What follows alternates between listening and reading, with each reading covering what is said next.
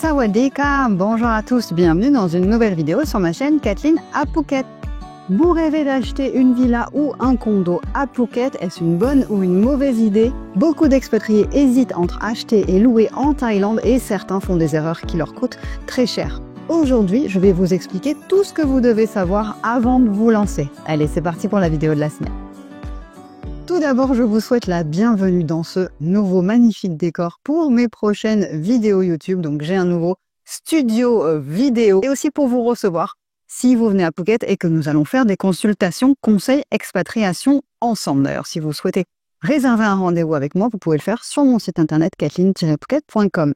Alors, on va voir la différence entre louer en Thaïlande, entre acheter en Thaïlande. Quelles sont les différentes options pour acheter en Thaïlande? Et c'est quelque chose qui prête encore beaucoup à confusion et je vais essayer de vous donner toutes les informations que je donne aux futurs expatriés pour que tout se passe du mieux possible. On va donc commencer par la location puisque c'est quelque chose que je conseille assez souvent aux gens qui viennent s'installer en Thaïlande, qui ne connaissent pas forcément encore comment ça va se passer, comment va évoluer leur expatriation. Je leur dis toujours de venir louer tout d'abord avant de franchir le pas et d'éventuellement acheter quelque chose. Si vous louez, je vous conseille de louer déjà dans un quartier que vous connaissez un petit peu pour pouvoir avoir des repères, des choses qui vous plaisent et des choses, des petites choses à proximité qui vont vous convenir. Comment faire pour louer quelque chose en Thaïlande ou regarder pour trouver une maison ou un appartement? Alors, c'est vrai que vous avez des sites internet d'agences immobilières en ligne qui vont poster des annonces pour de la location, que ce soit de la location saisonnière, mais certains ont de la location pour du long terme. Et vous avez aussi l'option Facebook Marketplace où là, vous allez pouvoir cibler un quartier qui vous convient et ensuite regarder ce qui se trouve à la location dans ce quartier. Sur Marketplace, vous avez autant des agences qui vont poster que des particuliers. Donc, vous allez parfois tomber sur une personne qui n'est pas une agence immobilière, qui a mis son bien à la location sur Facebook Marketplace. Qu'est-ce qu'il faut pour louer? Parfois, les gens me demandent qu'est-ce qu'il faut, puisqu'on est tellement habitué en France à donner limite un acte de naissance pour louer un appartement. Donc, ils me demandent qu'est-ce qu'il faut pour louer en Thaïlande. Je dis toujours qu'au fait, à part votre passeport et l'argent, c'est tout ce qu'on va vous demander. Donc, vous allez devoir fournir une photocopie de votre pièce d'identité. Et ensuite, vous allez devoir payer la caution. Alors, sachez qu'officiellement, c'est 1 mois de loyer, même si beaucoup de personnes demandent encore 60 jours de loyer, donc 2 mois de loyer. Et ensuite, le mois d'avance, puisque quand on est dans un appartement ou dans une maison, on paye le premier pour le mois qui va suivre. C'est tout ce qu'on vous demande, puisque si vous ne payez pas le loyer le mois prochain, vous allez être à la rue. On va vous mettre à la rue, la police va être appelée et vous allez tout à fait partir sans problème. S'il n'y a pas de squat, s'il n'y a pas d'occupation des lieux sans qu'on les désirait, il n'y a pas de trêve hivernale, tout ça n'existe pas en Thaïlande et donc c'est pour ça qu'on vous demande pas beaucoup de papiers puisque du moment que vous payez, vous allez pouvoir rester dans votre bien. Certaines personnes vont payer des loyers sur 6 mois, voire sur 1 an d'avance. C'est quelque chose qui plaît beaucoup aux propriétaires. Ils adorent avoir 6 mois ou 1 an de loyer à l'avance. Si c'est quelque chose que vous pouvez vous permettre, parfois on peut négocier les prix en payant directement 1 an à l'avance. Assurez-vous par contre d'avoir un contrat où il y a bien 1 an de contrat et de marquer que votre année complète a été payée sur votre contrat. Si parfois votre propriétaire vous donne votre contrat en thaïlandais uniquement, demandez-lui une version aussi en anglais ou alors vous pouvez tout à fait utiliser Google Translate pour aller vérifier que tout est bien correct. Demandez-lui aussi au cas où si la maison est à vendre, parce que si la maison est sur le marché de la vente, il est possible aussi que la maison soit vendue. Et dans ces cas-là, vous devriez avoir partir peut-être plus tôt que prévu avant la fin de votre contrat. Donc, ça peut être intéressant de savoir si le propriétaire souhaite vendre. Comme ça, vous pouvez aussi peut-être un petit peu être préparé en amont. Pourquoi louer, c'est intéressant quand on arrive? Alors déjà, c'est plus une question, moi je trouve, de flexibilité, c'est-à-dire que quand on ne sait pas encore trop où l'on souhaite habiter, si on se dit peut-être on va tester cet endroit, puis on testera un autre plus tard, cette flexibilité de la location permet de faire des contrats, je vous l'ai déjà dit, peut-être plus courts. Vous pouvez prendre 3 mois, 6 mois et vous dire si ça le fait, si ça nous plaît, on va faire un contrat d'1 an, sinon on va changer. Les loyers sont assez bas selon où vous allez habiter. Alors c'est vrai qu'à Phuket, ça reste assez rare de trouver des loyers bas, même si ça existe toujours. Dès que vous vous éloignez un petit peu des zones fortement habitées par les étrangers, Vous allez encore trouver des choses tout à fait abordables, hein. Je connais des gens qui habitent à Catou, qui ont bougé un petit peu vers Pâques-Loc, etc. Et là, vous allez trouver des choses encore, on va dire des prix avant le Covid. Donc ça existe toujours, il ne faut pas se désespérer. Et c'est vrai que parfois, si les gens ont des moyens financiers assez aisés, vous allez pouvoir vous permettre de vivre dans des endroits assez luxueux à Phuket, alors que c'est quelque chose que vous ne pourriez pas vous payer en France. Par exemple, une villa avec piscine. Ça peut être compliqué pour certaines familles d'y accéder en France, alors que à Phuket, ça peut être plus accessible. Même si, encore une fois, je le redis, selon les quartiers, on a les prix qui approchent ceux de la France. Là où il faut faire attention lorsque vous louez, donc c'est déjà de vérifier, comme je vous l'ai dit, le contrat, de s'assurer qu'il y a bien une date d'entrée, une date de fin. Attention, parfois certains propriétaires vous demandent de mettre une date, enfin un prix sur le contrat qui va être un petit peu plus bas que le prix que vous allez payer officiellement. Pourquoi? Parce qu'ils doivent déclarer ces montants.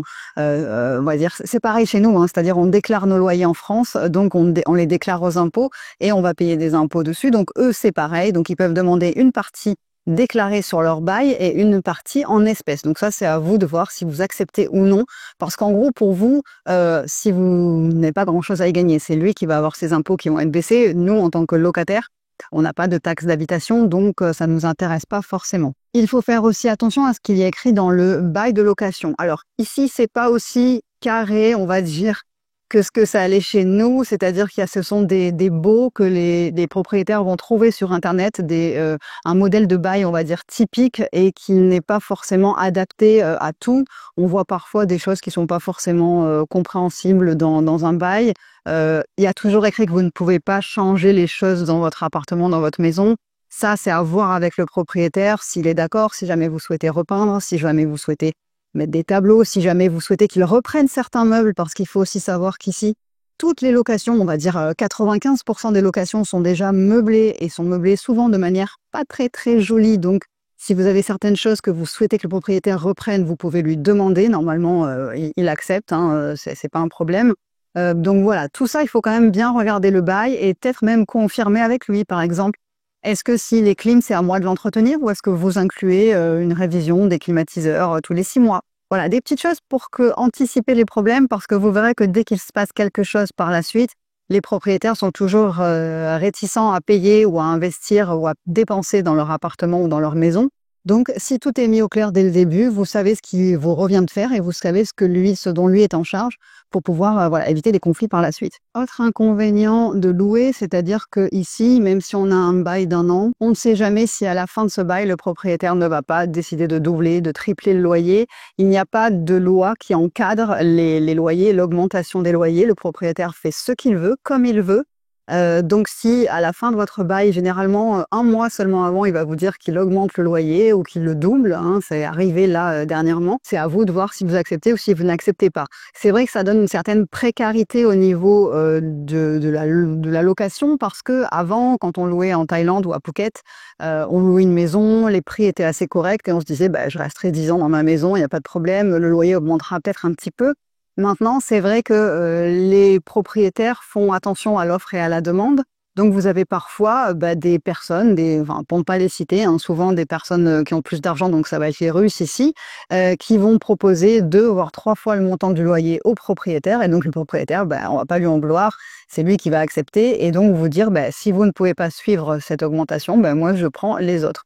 Donc ce côté-là peut être aussi un petit peu déstabilisant et de se dire, est-ce que je vais vraiment rester longtemps dans cette maison? Donc ça peut aussi freiner certaines personnes qui voudraient refaire des choses à l'intérieur d'un appartement en location, d'une maison en location, parce qu'ils se disent, ça se trouve dans 1 an, en fait, je serai plus là parce que le propriétaire aura triplé le loyer. Donc on fait pas beaucoup de dépenses, on n'investit pas dans un appartement ou dans une maison qu'on a en location. Avant de passer à la suite, n'oubliez pas de vous abonner. Il suffit juste de cliquer en dessous. Et si vous avez besoin de plus d'informations sur votre expatriation en Thaïlande, n'oubliez pas mon livre en vente sur Amazon.fr, Réussir son expatriation en Thaïlande. Vous avez plus de 300 pages, vous pouvez le recevoir en format papier ou en format e-book et vous aurez toutes les réponses pour préparer au mieux votre expatriation en Thaïlande. L'achat en Thaïlande, c'est un gros point. Je vais essayer de vous expliquer un petit peu ça simplement.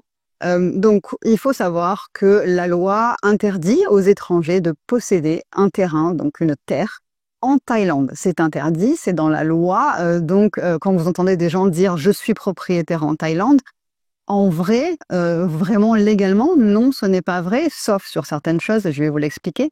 Mais en fait, c'est ça, c'est-à-dire que la loi vous interdit de détenir une terre en Thaïlande. Il y a donc plusieurs options pour acheter en Thaïlande, en tout cas pour devenir ce qu'on va dire une espèce, une forme de propriétaire en Thaïlande, puisque vous voyez qu'il y a énormément d'étrangers qui qui disent acheter en Thaïlande et qui achètent en Thaïlande et qui sont propriétaires de leur maison en Thaïlande. Donc comment cela est-il possible? On va commencer par le plus simple, on va parler des condominiums. Donc les condos, on appelle ça les condos ou les condominiums, ce sont des appartements, hein, c'est comme ça qu'on appelle les appartements en Thaïlande.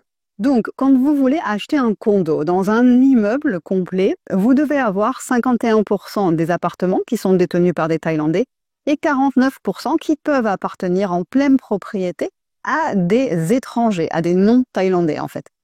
Donc ça, c'est dans un immeuble. Donc, vous pouvez tout à fait acheter un appartement sur ces 49% d'appartements qui sont réservés à des non-thaïlandais.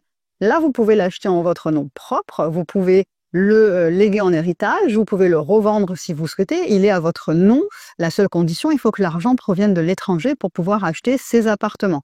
Mais là, vraiment, on va dire que c'est l'option la plus simple, l'option la plus safe, la plus sécurisante lorsque vous souhaitez investir en Thaïlande, puisque là, en effet, c'est la même chose que si vous possédiez un appartement en France, c'est à votre nom, il n'y a pas de montage, comme je vais vous l'expliquer après, par la suite. Maintenant, l'autre option, si vous souhaitez acheter autre chose qu'un appartement, c'est-à-dire acheter une maison, acheter une villa, acheter un terrain, puisque, encore une fois, c'est quelque chose qu'on entend ici, je suis propriétaire en Thaïlande, ah bon, tu as une maison, comment ça se passe? Et c'est des questions qui me reviennent très souvent, c'est pour ça que je voulais faire une vidéo là-dessus, parce que je souhaitais vous l'expliquer. Donc, quand on est étranger, on ne peut pas donc détenir un terrain. Donc, on a plusieurs options qui s'offrent à nous si on souhaite être, comme je vous disais, propriétaire, on va le mettre entre guillemets. Donc, tout d'abord, vous avez l'option de louer un terrain. Donc, louer un terrain sur une période de 30 ans. Renouvelable maximum 2 fois. Attention, ça aussi, on ne peut pas vous garantir qu'il y aura un renouvellement 1 ou 2 fois. C'est impossible. Aucun agent immobilier peut vous le garantir. Et si on vous le dit, faites attention, parce qu'au fait, ce n'est pas vrai. C'est 1 fois 30 ans. Et encore, si le propriétaire décède avant et que les héritiers décident peut-être de revendre ou d'arrêter le contrat, c'est possible même que ça s'arrête en cours. Donc, bon, normalement, on va dire que vous avez 30 ans. Sur ce terrain, il y a ou pas une maison qui peut être déjà construite. Donc, soit vous pouvez louer un terrain vide et puis faire construire une maison dessus. Dans ce cas-là, ce sera pas très cher la location du terrain, c'est un terrain vide en fait que vous louez. Et ensuite, vous allez investir dans une maison. Cette maison, elle est à vous pour 30 ans. Si à la fin de ces 30 ans, le propriétaire décide de ne pas reconduire le bail sur une autre durée de 30 ans, il récupère son terrain avec la maison que vous aurez construite avec votre argent qui sera dessus. Donc, ça peut être aussi quelque chose, un frein, parce qu'on se dit, bon, alors si vous avez une personne fonçage, ils ont 60, 65 ans, je me dis, bon, dans 30 ans, si vous avez plus la maison, normalement, ça ira. Maintenant, si vous arrivez, que vous avez 40 ans, vous décidez de faire cette forme d'achat, c'est vrai que ça peut être aussi, on se dit, dans 30 ans, j'aurai 70 ans, mais si je perds ma maison, ça risque de poser problème. Et si vous avez la maison qui est déjà construite sur ce terrain, vous allez aussi louer la maison, cette fois-ci, qui est sur le terrain. Donc, vous allez louer pendant 30 ans tout ça. Donc là, ça va être plus cher, puisqu'en effet, il y aura déjà la maison qui sera construite sur le terrain. Donc là, la location sera plus chère. Il faut faire aussi attention car parfois on voit des locations avec donc un bail de 30 ans qui est vous pouvez acheter le terrain, enfin louer le terrain pour 30 ans et c'est vrai que les prix sont pas très chers. Pourquoi? Parce que parfois il reste uniquement 10, 15 ans sur les 30 ans et donc en fait on peut pas se permettre de le faire aussi cher que si on avait mis à la vente pour 30 ans.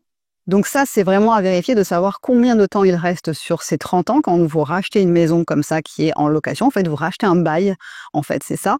Et parfois, le propriétaire est d'accord pour faire repartir le bail à zéro lors du rachat. Donc c'est vrai que ça repart sur 30 ans, vous êtes sûr que vous repartez à zéro. Mais attention, c'est au niveau du prix, ce sera pas forcément le même non plus. Donc ça, c'est à voir, à négocier. Pensez toujours à avoir un avocat indépendant qui n'est pas le même avocat que le vendeur, que le propriétaire. Donc vraiment, prenez des avocats. D'ailleurs, si vous avez besoin d'avocats dans l'immobilier, envoyez-moi un message. Je vous donne mon avocat que j'aime beaucoup et je vous donne son contact. Je vous l'envoie par mail, il n'y a aucun problème si vous avez besoin d'un avocat francophone pour l'immobilier. Et ce format, on va dire, d'achat, enfin de location sur 30 ans, c'est dur au niveau des termes parce qu'au fait, les gens disent qu'ils ont acheté, mais au fait, ils louent sur 30 ans.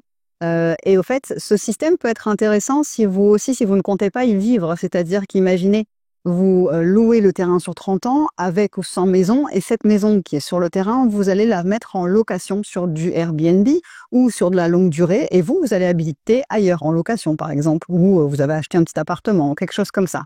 Ce qui fait que là, ça va être rentable. Donc, c'est-à-dire qu'à la fin des 30 ans, vous serez rentré largement dans vos frais, et donc si jamais vous perdez la maison au bout des 30 ans, c'est quand même avantageux, vous aurez gagné de l'argent. Alors que si c'est pour y vivre, en fait, dans 30 ans, si vous la perdez, ça n'aura pas été rentable du tout au niveau investissement, puisque vous ne pouvez pas le donner en héritage, vous ne pouvez pas le revendre derrière si le propriétaire ne veut pas reconduire le bail. Donc c'est vrai que c'est assez particulier. Et la dernière option, on va dire celle qui est le plus plébiscitée par les étrangers ici, c'est d'acheter sous un format de société thaïlandaise. Alors, qu'est-ce que c'est donc que ce format de société thaïlandaise? Puisque c'est quelque chose... alors, la loi dit qu'une société, qui est donc thaïlandaise, peut, elle, détenir un terrain. Puisqu'une société thaïlandaise ne peut être montée qu'avec des actionnaires majoritairement thaïlandais. C'est-à-dire qu'une société doit être propriétaire à 51% des parts détenues par des Thaïlandais. Cette société, qui est donc une entité à majorité thaïlandaise, peut, elle, acheter une maison. Donc, ce format-là a été un détournement, on va dire, de la loi, puisqu'au fait, la loi ne change pas. C'est-à-dire qu'une société thaïlandaise peut détenir une maison. Et donc, comment ils ont fait pour contourner cette chose qui empêchait aux gens d'acheter? C'est-à-dire que les sociétés qui, elles, sont thaïlandaises, mais on va dire que 49% au fait est détenu par des étrangers et 51% par un ou plusieurs Thaïlandais.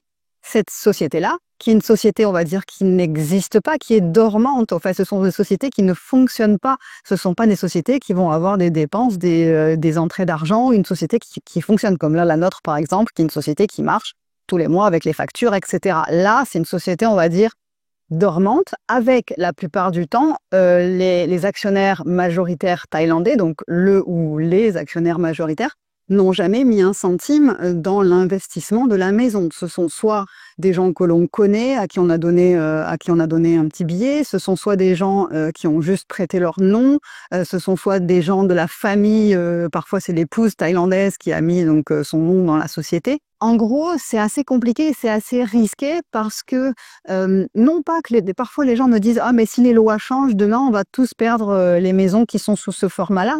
La loi ne peut pas changer. La loi qui fait qu'une société thaïlandaise peut détenir une maison, ça ne va pas changer.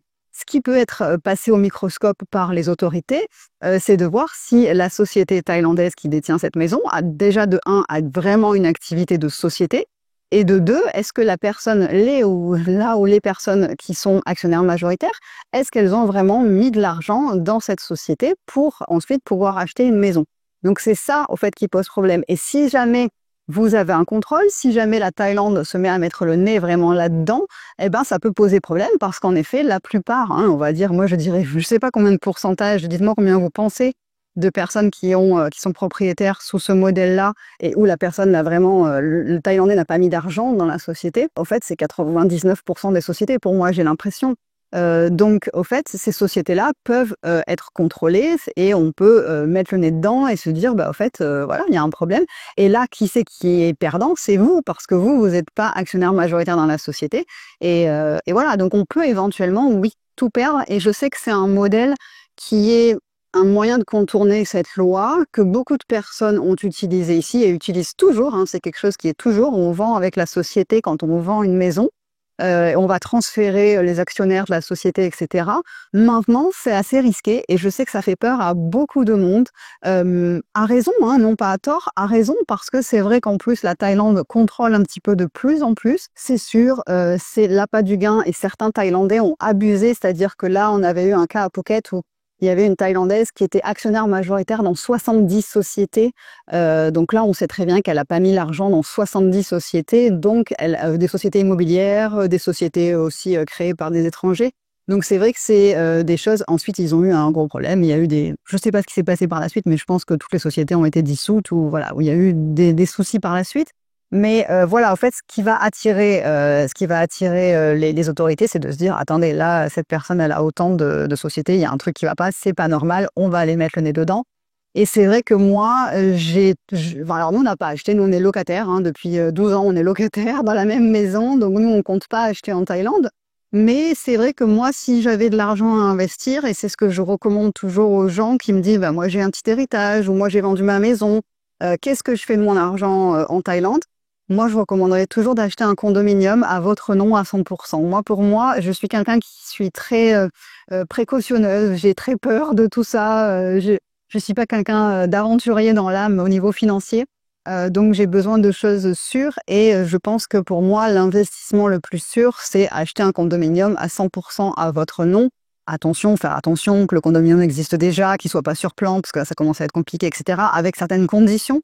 Mais en tout cas, pour moi, le placement financier le plus sûr, ça reste celui-là parce que les autres, autant la location sur 30 ans, bah, ça, c'est tout à fait légal, il n'y a aucun problème. Seulement, vous avez cette fin des 30 ans qui peut être un problème et vous pouvez aussi tout perdre à la fin. Et l'autre moyen, donc d'acheter sous une société thaïlandaise, c'est un petit peu risqué si jamais vous allez vous attirer l'attention des autorités et ça peut se retourner contre vous. Voilà. Parce que officiellement, encore une fois, les étrangers n'ont pas le droit de détenir la terre en Thaïlande. Dites-moi un petit peu, vous, ce que vous pensez de tout ça. Est-ce que vous êtes plutôt de la team achat? Sous quel format? Est-ce que vous préférez louer pour pas avoir d'ennuis par la suite?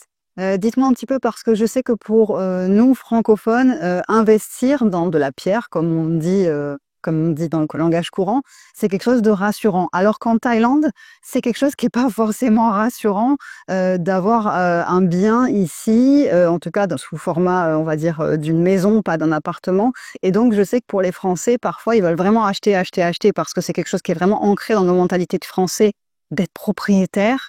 Alors qu'ici, pour les étrangers, bah, c'est pas du tout la même configuration, donc ça peut perturber pas mal de gens.